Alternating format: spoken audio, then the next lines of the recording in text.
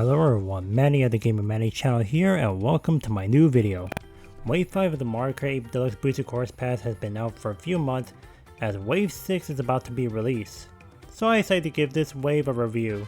I was working on this review, but to be fair, I didn't like how it turned out. So I decided to start the whole thing from scratch. Wave 5 introduced us 2 additional cups, the Feather Cup and the Cherry Cup, with 8 tracks and 3 characters. The Feather Cup features Athens Dash from Mario Kart Tour, Daisy Cruiser from Mario Kart Double Dash, Moonview Highway from Mario Kart Wii, and Squeaky Clean Sprint, which is debuted in the Boosted Course Pass first before Mario Kart Tour, while the Cherry Cup features Los Angeles Laps from Mario Kart Tour, Sunset Wilds from Mario Kart Super Circuit, Koopa Cape from Mario Kart Wii, and Vancouver Velocity from Mario Kart Tour. So let's get to the review. The first track of the Feather Cup and Wave 5 in general is Athens Dash from Mario Kart Tour, a city track that takes place in Athens, Greece. Athens Dash debuted on Mario Kart Tour in the Spring Tour with 2 different variants, Athens Dash 1 and Athens Dash 2. The third variant of Athens Dash was later introduced in the 4th Anniversary Tour, 2 months after Wave 5's launch, making Athens Dash as the second city track in Mario Kart 8 Deluxe to feature a route that was unreleased at the time. The first was Sydney Sprint back in Wave 2 launch before Sydney Sprint 3 a month later. The first lap is based on Athens Dash 1. The race begins inside the Parthenon. You exit out the Parthenon and turn left where there's a downhill to the ruins. After passing through the ruins, you turn left to the Theater of Dionysus, which acted as a U-turn. There's another U-turn leading you to the Hadrian's Arch, with a glider ramp, which used to have a cannon in the tour version. You then later enter a small tunnel with swoopers. Once you exit out the tunnel, but instead of heading back to the Parthenon, there's a pass from Athens Dash 3 which will trigger the second lap. The second lap is based on Athens Dash 3, where there are 2 ramps leading you down back to the ruins, but this time heading to the Odeon of Herodos Acticus. After going to the landmark, you go up to the Propylaea and return to the Parthenon to trigger the final lap. The final lap is based on Athens Dash 2, where you glide down to the small town. There is also a second half pipe in the track. Then you head straight towards to the Roman Agora. You then go uphill, but there are boulders falling down to avoid. There's also a shortcut in the tunnel on your left. Once you reach back to Acropolis, you drive through the Bully Gate and the Propylaea, just like the second lap, and head back to the Parthenon to finish the race. I know that this track is set to take place in Athens, Greece, but compared to the other city tracks in both Tour and 8 Deluxe, this doesn't really feel like a city track at all. Athens Dash is much more of a historical theme, which is something I like to see when it comes to these city tracks. Like Vancouver Velocity for example, which has a winter and autumn theme together, and the music is quite a banger with the live instruments. I also did enjoy listening to the Tour version as well. Overall, solid track, taking place in the historical ruins on top of Acropolis. And with that, let's move on to the next track. The second track of the Feather Cup is Daisy Cruiser from Mario Kart Double Dash. Daisy Cruiser is the second track in its original game. The track will later return in Mario Kart 7 as a third track in the Leaf Cup. Daisy Cruiser also makes an appearance in Mario Kart Tour during the Ocean Tour alongside the second variant of Singapore Speedway. The race begins at the top of the deck. You start off by choosing one of the 2 paths. The left side, which was blocked in Double Dash, and was available to be accessible in 7 and Tour, while the right side was always available throughout the series. After choosing one of these paths, you enter a pool area with, a pool, which you can go underwater since 7, but with inner tube Goombas. How cute! After the pool area, you go downstairs leading to the dining area with tables sliding left and right with spectators on them. Oh boy, that doesn't seem safe. After exiting the dining area, there are 2 different paths you can take. One, you can continue racing down the hallway, or going down to the cellar, which is in an underwater section with clampies containing item boxes. Once you exit out from one of these 2 areas, you then take a final U-turn leading you to the stairs that takes you back to the top of the deck for the next lap. I knew this track would be coming to the DLC at some point since it was in Mario Kart Tour. Aside from that, I hardly remember anything about this course, as well as the other GCN tracks, excluding the ones that are in 8 and Tour. But anyways, Daisy Cruiser is a nice addition to the DLC.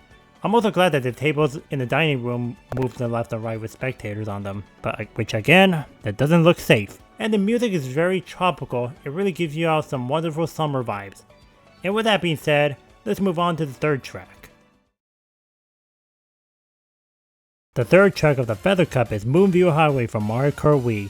Moonview Highway is the second track in the Special Cup in Wii. Moonview Highway made a return in Mario Kart Tour during the Night Tour. Moonview Highway is also one of the 2 Wii tracks that appear in Wave 5. The race begins on a highway, where there are 2 different cliffs you can take, one with a ramp, while the other with a boost ramp with 2 double item boxes. Throughout the track, you face tons of cars, trucks, and bob-omb cars. Which, before we continue, I want to share a fun trivia for you. There is an unused model of the bob-omb car in Mario Kart 8 Deluxe files, being Map Object / Bomb Cars, which the model itself is based on Mario Kart Wii. The model was later removed in the 2.0.0 update. But anyways, back to the track. You then later enter a bridge that leads you to the tool booth to enter the city. After you enter the city, there are several boost panels which are randomized each time you play this track. There is also a tunnel that will lead you to the second tool booth, leaving the city and finishing the lap. Not gonna lie, I'm not too crazy about the traffic themed tracks throughout the series, like N64's Toast Turnpike, DS Shroom Ridge, but this is one of the better looking traffic tracks in my opinion, as it is a fusion of every previous traffic tracks. The highway section like in Shroom Ridge, the bridge like in Mushroom Bridge, and the city portion like in Toast Turnpike and Mushroom City, as well as taking place at night. This track is also one of my favorite Wii tracks in Mario Kart Wii, alongside Maple Freeway and Dry Dry Ruins. It's also nice to see the bob-omb cars making an appearance in Mario Kart 8 Deluxe, and the new remix is amazing, and I'm really glad they have 2 different versions of it, just like in the original Wii. I mostly like listening to the city version of the music, it's quite a banger. Overall, that's all my thoughts on Moonview Highway, so let's move on to the final track of the Feather Cup.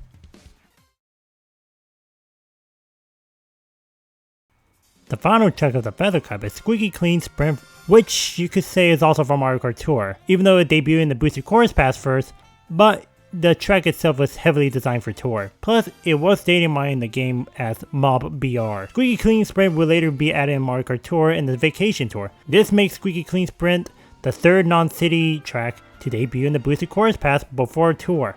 The first 2 are Sky Sunday in Wave 2 and Yoshi's Island in Wave 4. The race begins at the top of the bathroom sink, next to a full of water. After going through the sink, you turn left to the bathtub, which contains a hula hoop, a rubber duck wearing a Mario's hat, and a giant toy inner tube Goomba. There's also a sponge path you could take as well. Inside the tub, there are bath bombs you can trick off. You then later enter the drain. In the drain, there's a ring which you could take a shortcut, which by the way, that ring is basically the binding bond from Super Mario Odyssey. After you leave the drain, there are soaps acting as off-roads, and there's also a giant fan that will blow you. In addition, there's also a half pipe you can use. You soon reach the glide ramp, which will lead you to different paths, the bottom or the top. The top path requires the use of a trick throughout the geyser from the toilet. On both sides, you take a U-turn and you reach the finish line. The top features a glide ramp, by the way. I've been waiting to see this track in Mario Kart Tour ever since it was data mined in the game. But then when the Nintendo Direct happened, they finally revealed the track. One of the criticisms I can give this track is the name. To be honest, I'm not a huge fan of the name. I would rather have a better name for the track. Like the Japanese name, Soap Road, or the Chinese name, Soap Bubble Road. Even the Spanish language has some cool names. Bathdrome and Accelerated Toilet. But there's another language that beats them. Italian with Race in the Bathroom. Now that is a creative name. But anyways, it's a really great track in the DLC. I really enjoyed this track in Mario Kart 8 Deluxe. Same with Tour, despite how bad the water physics are in that game. The music on this track is alright. It's not my favorite, but it's not bad. But overall, I like the creativity that Nintendo thought of when creating tracks like this. And with that being said, that's all my thoughts on the Feather Cup tracks. So let's move on to the Cherry Cup. The first track of the Cherry Cup is Los Angeles Laps from Mario Kart Tour. Los Angeles Laps debuted at Mario Kart Tour in the 2020 Los Angeles Tour. The other variants of the track also appeared in Mario Kart Tour in the other Los Angeles tours, but not in order, strangely. Los Angeles Labs 3 was introduced in 2021, while the second variant was introduced in 2022. Honestly, I feel like Nintendo does not know how to count. But anyways, the first lap is based on Los Angeles Labs 1. The race begins in the Santa Monica Pier. You drive left to the Venice Beach as well as entering the skate park. There's also a half pipe in the skate park as well. Side steppers wandering around the beach. After going through the beach section, you head to the city, but instead of going back to the Santa Monica Pier, you drive under the bridge, which will trigger the second lap. The second lap is based on Los Angeles Lap 3, where you make some few turns and head towards the Dodgers Stadium, with a gliding ramp, gliding over the stadium with coins forming the shape of a baseball. After gliding over, you drive down some curvy roads to the 2 Rodeo Drive. After passing through the Rodeo Drive, there's a ramp in the middle of the road, which is random if you ask me. Just drive straight and turn left to the Inglewood oil field, which will trigger the third lap. The third and final lap is based on Los Angeles Laps 2. In the Inglewood oil field, there are multiple paths and some bunch of pump jacks. You then make a U-turn where there are more pump jacks. There is also a glide ramp you could use. After the Inglewood oil field, you then head back to the city once more and make last few turns and finally return to the Santa Monica Pier to finish the race. Los Angeles Labs looks really nice. I really like how the track is set to entirely daytime rather than being sunset in the original. LA Labs inclusion in Wave 5 does make a lot of sense since this track is given the summer vibes, and the new remix of the music also gives out beach party vibes. But I'm gonna be honest, I do miss the vocals from the original tour version.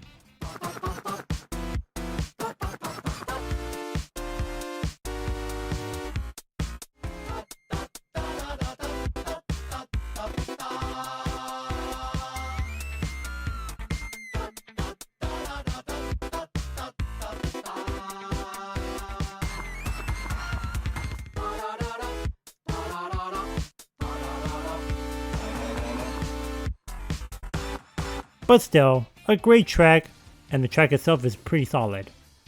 But now, it's time for... oh boy! The second track of the Cherry Cup. The second track of the Cherry Cup is Sunset Wilds from Mario Kart Super Circuit. Sunset Wilds is the fourth and final track in the Lightning Cup in Mario Kart Super Circuit. The track would later return in Mario Kart Tour in the Sunset Tour. The race began straight and then make a few U-turns. There are also must-busts to avoid, which still ruin your drift. There is also a giant pool of mud with 3 boost ramps which you can trick off. Then you make a U-turn and drive down the curves as well, avoiding the Shy Guys. Speaking of the Shy Guys, if you're playing this track in the original Mario Kart Super Circuit, the Shy Guys will grab a hold of you and slows you down. But, however, in the Japanese version, the Shy Guys are shown to be wearing Native American headdresses. However, they were later removed in the international releases. This was likely done to avoid controversy.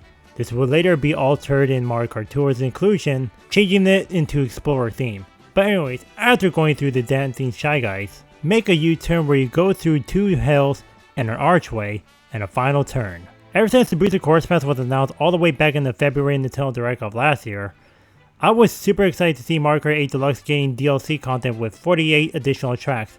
Sunset Wilds is one of my 3 tracks I really want to see in the DLC, with the other 2 being Calamari Desert from Mario Kart 64, which end up in Wave 2, and DS Luigi's Mansion, RIP.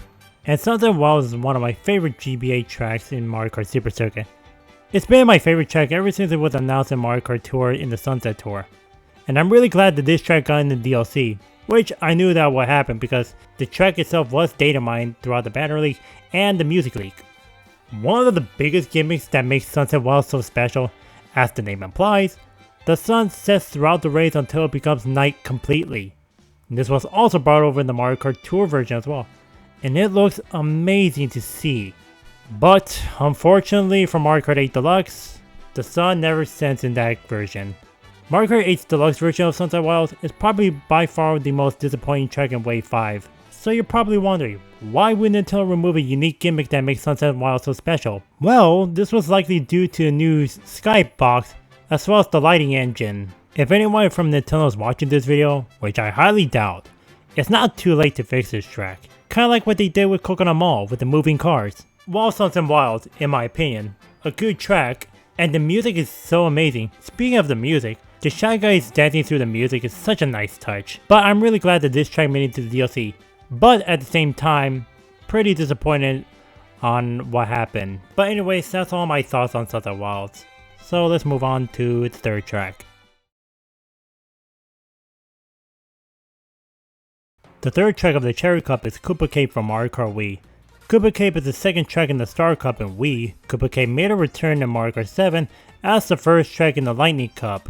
Koopa Cape also appears in Mario Kart Tour in the first Peach vs. Bowser Tour, also known as My Birthday Tour. Koopa Cape is also one of the 2 Wii tracks that appear in Wave 5 alongside with Wii Moonview Highway. The race begins at the cliff. You take a boost ramp which will lead you to the cavern with a small ramp, Goombas, and a grassy shortcut. After exiting the cavern, there's a half pipe there with item boxes and coins. You then enter a river with giant shells acting as archways. Once you have cleared the river section, you then go down to a waterfall and entering the pipe, which is an underwater section. In the underwater section, there are tons of anti-gravity panels to use, as well as a half pipe from the Tour version, and much like in 7 and Tour, the Koopa Zappers from the Wii version are absent. Nintendo. But anyways, once you exit out the underwater section via a pipe, you make a final right turn and the finish line. Honestly, I'm not really that surprised to see this track to be in DLC, since it was shown in the banner leak.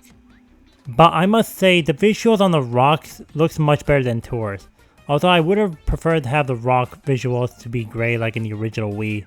And the music for the track is pretty much, it's okay. But I mostly like to listen to the river version. But anyways, that's all my thoughts on Koopa Cape. Let's move on to the fourth and final track of the Cherry Cup, as well as Wave 5 in general. The final track of the Cherry Cup, as well as Wave 5 in general, is Vancouver Velocity from Mario Kart Tour. Vancouver Velocity debuted in Mario Kart Tour in the Vancouver Tour with Vancouver Velocity 1. The second variant was later introduced in the Penguin Tour, and the third variant was introduced in the Autumn 2022 Tour last year. The first lap is based on Vancouver Velocity 1. The race begins at the Vancouver Convention Center. You turn right to the Vancouver Olympics Cauldron. Then you drive straight to the entrance to the Capilano Suspension Bridge. The bridge has been given anti-gravity mechanics, making Vancouver Velocity to be the first city track, not including the half-pipes in Athens Dash and LA Laps, to feature an anti-gravity mechanic. Anyways, after passing through the bridge, there's a glide ramp which will glide you back to Vancouver Convention Center and head to the finish line for the second lap. The second lap is based on Vancouver Velocity 2R, where you go right to the Vancouver Olympics Cauldron just like the first lap, but instead of going to the Capilano Suspension Bridge, you turn left to the shoreline that will lead you to the Stanley Park. Upon entering the park, you take a U-turn and do some curves, then turn left where there is a glider ramp, which used to have a circus cannon in the original Tour version, which will launch you to the Rogers Arena. In the arena, there are skating shy guys to avoid. Then you turn left to an exit that was unused in Tour, make some last few turns and trigger to the final lap. The final lap is based on Vancouver Velocity 3. You go straight through this Massey Tunnel. The Massey Tunnel also contains swoopers.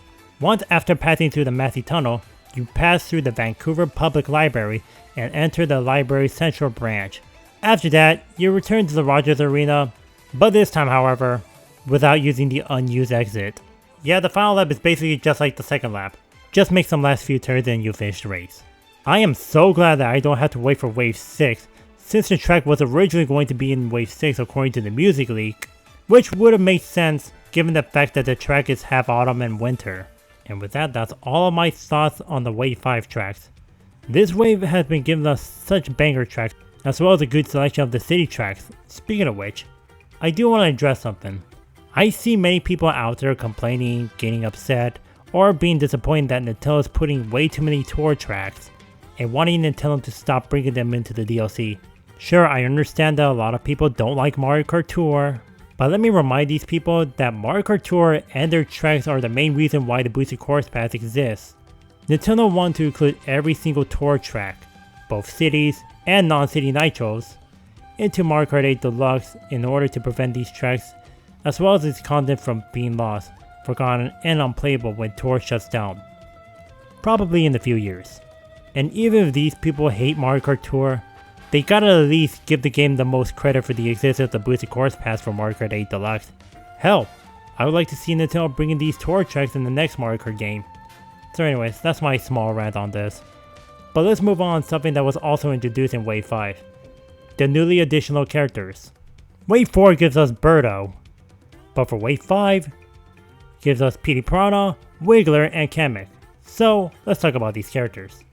Petey Piranha. Petey Piranha's debut in the Mario Kart series is Mario Kart Double Dash, as an unlockable character alongside King Boo. Then on Mario Kart Wii, there is an unused mugshot of Petey in the files, indicating that Petey was originally going to be in the game at some point. Petey Piranha finally returns in Mario Kart Tour during the Piranha Plant Tour. Not gonna lie, we all knew that Petey Piranha would be coming to the DLC, since Mario Kart Tour introduced a track called Piranha Plant Cove and Pipeline. Speaking of which, I was expecting to see Piranha Plant Cove to be in Wave 5, but since that track is be coming to Wave 6, now that I think about it, why didn't they just add Petey Piranha in Wave 6 instead? They could have just given us Diddy in Wave 5 instead. But anyways, it's nice to see Petey Piranha in the console Mario Kart game again. Next is Wiggler. Wiggler's Mario Kart debut is in Mario Kart 7 as an unlockable character. Wiggler also made an appearance in Mario Kart Tour during the Pipe Tour, 5 hours after the launch of Wave 5. I didn't expect to see Wiggler to be in the DLC, because at the time during the Nintendo Direct in June, before the Night Tour trailer drop, Wiggler wasn't even in Mario Kart Tour at the time before the Pipe Tour. Wiggler is a welcome addition to the roster. Wiggler is also unique in the series. When Wiggler gets hit by either an item or an obstacle, he turns Angry Boy. But now that Wiggler is here, Wiggler can finally ride the wild Wiggler! Hell yeah!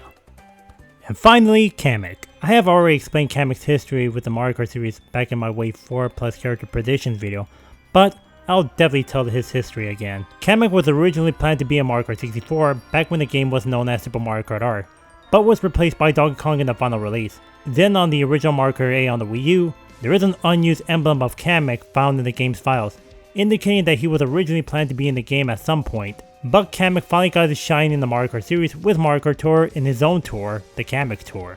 It's finally nice to see Kamek in the console Mario Kart game, as well as seeing Kamek getting a second chance with Mario Kart 8.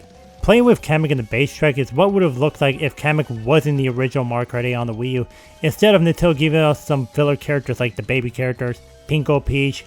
I already brought this up in my Wave 6 teaser thoughts, so I don't have to go through all this. As well as playing on any of the N64 tracks gives you the feeling what would have been if Kamek didn't get replaced in Mario Kart 64. And that's all I have in this video. What do you guys think of this wave? What's your favorite track in this wave? What's your favorite character from this wave? If you enjoyed this video, be sure to hit the like button and leave a comment what you think. And if this is your first time watching my content on this channel, why not hit that subscribe button and turn on the notification bell for more content like this. Anyways, farewell my friends and take care. Peace!